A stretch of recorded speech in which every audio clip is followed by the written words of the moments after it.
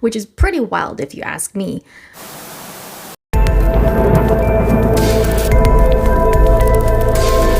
What's up YouTube? Welcome back. Hope you guys had a good weekend. Thank you to all of the support on the channel. Shout out to any new subscribers. And if you're able to view the eclipse today, then hope you all enjoyed it and, hope you were able to safely enjoy the awesome, beautiful view of that event. If you are new, thank you for checking out the channel and don't forget to like and subscribe before you leave if you enjoy my video. I just want to stop by really briefly today to share some new character posters that Zack Snyder shared for Rebel Moon the Scargiver, which is Rebel Moon Part 2, comes out April 19th on Netflix. There have been some screenings and there was the premiere as well, so there have been some videos and pictures of the premiere and some screenings that have been happening around, at various select theaters. There's also a video of about a 25-minute Q&A that Zach, Deborah, and the cast attended that was moderated by Josh Horowitz from the Happy Sad Confused podcast. Today, Zach did share some character posters, so let's go ahead and take a look at those. So of course, the first poster that we have is for Korra. Now these posters are definitely, a lot more battle and war oriented. They kind of had that flair a little bit in, for the first movie, but definitely on another level for this movie because this is the war movie of the two. You can even see she's bleeding on the side. She has returned to her soldier haircut that we saw in some of the flashbacks in part 1.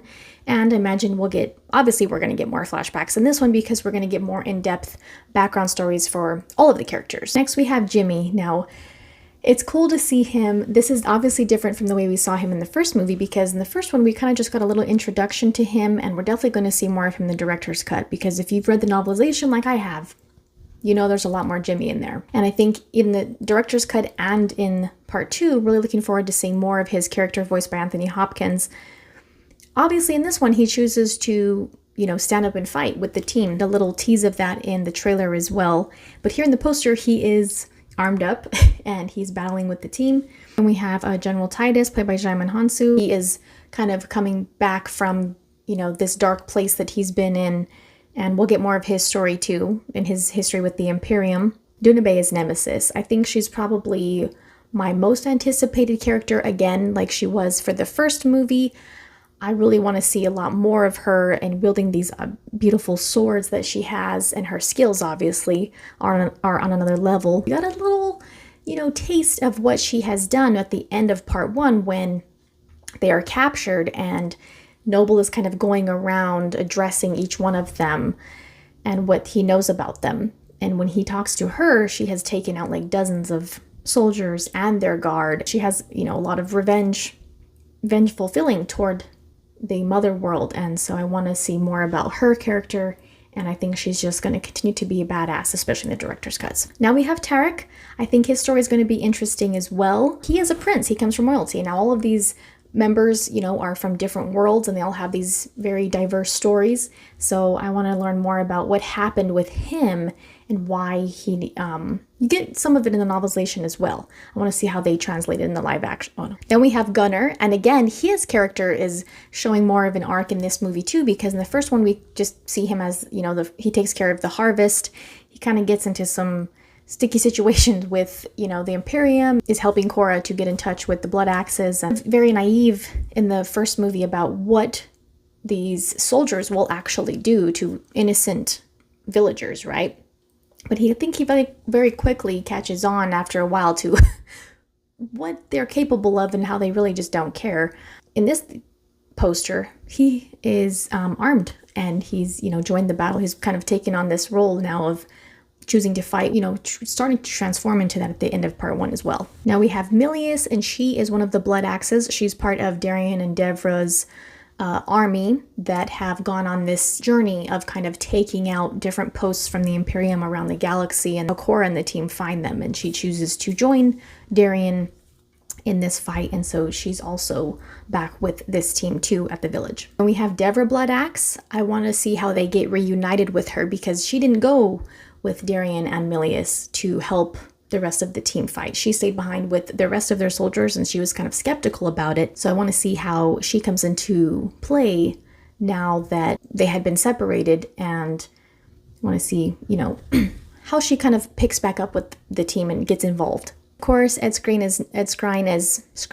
I'm not sure, as Admiral Noble, Atticus Noble. He also has another weapon in this poster here. We've seen him use his staff that's made from like this large bone. Here he has one of these, flaming swords that I'm really looking forward to seeing more of in the second movie too, especially since there's going to be a lot more battling going on in this one.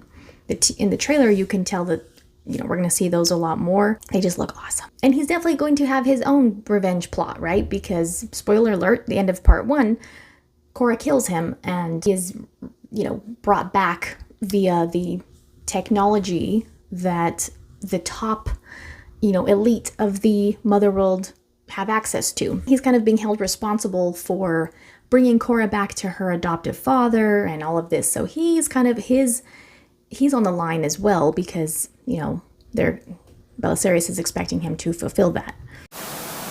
There's obviously going to be a lot going on in part 2, lots of action. And like I said, if you've read the novelization, then you definitely have a more in-depth perspective from part 1. And I highly recommend reading it if you haven't been able to. It's a great read. There's a lot more for every character. I really can't wait to see that playing out in live action in the director's cuts. Now, you may have noticed that we didn't get a poster for Darian, played by Ray Fisher. Well, spoiler alert, if you didn't see the first one, he also died. But there is some footage of him in the teaser or the trailer for part 2, so I think we're going to see some of him in a flashback of some kind. And speaking of the director's cuts, in that Q&A from the New York screening over the past few days, Zack and Deborah mentioned that it's currently sitting at an NC-17 rating. So they're trying to get it down to an R, which is pretty wild if you ask me. I know that Netflix just let them go all out with the director's cuts and pretty much just let them have unrestrained creative freedom, which is awesome because it's such a change of pace from what we've seen them deal with in the past. So I'm not really surprised, I guess, seeing that it's coming from Zack. And like I said, if you read the book, you get it. But obviously putting something from page to screen is very different. Everything has an image now to go with it, and it's different from reading in a book. But they are anticipating hopefully an August release for both director's cuts that are going to come out the same day. But we're still, kind of waiting on they are also waiting on a exact release date for the director's cuts, but we know they're coming out on the same day. Now, hearing that, I kind of a little bit more understand why Netflix was like, but can we do PG-13 versions and then let you just go all out on the director's cuts? Because that's pretty hard rating. I think that's a pretty graphic rating to get for, a Netflix movie, or any movie, NC-17. So kind of get it a little bit more now. And they, again, thanked Netflix for asking them to make director's cuts instead of kind of the other way around, which has been before. But in the meantime, I wanted to share those posters, and thank you guys for the support on the channel. Don't forget to like, share, comment, subscribe, and check out the link in the description for my Hive Marketplace storefront. I appreciate you guys so much. Thank you. See you next time.